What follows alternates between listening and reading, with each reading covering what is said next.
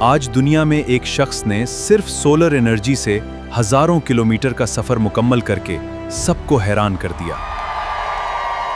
آج سائنسدانوں نے ایک نئی مصنوعی ذہانت متعارف کروائی جو چند لمحوں میں مشکل مسائل حل کر سکتی ہے۔ یہ ایجاد مستقبل کی دنیا بدلنے کی صلاحیت رکھتی ہے۔ آج جنگل میں ایک نایاب سفید ہرن نظر آیا۔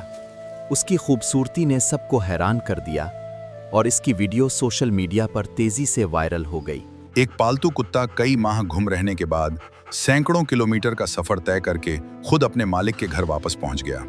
یہ واقعہ سب کے لیے حیرت کا باعث بن گیا۔ سمندر سے ایک نایاب نیلے رنگ کی لابسٹر ملی جس کے ملنے کے امکانات انتہائی کم ہوتے ہیں۔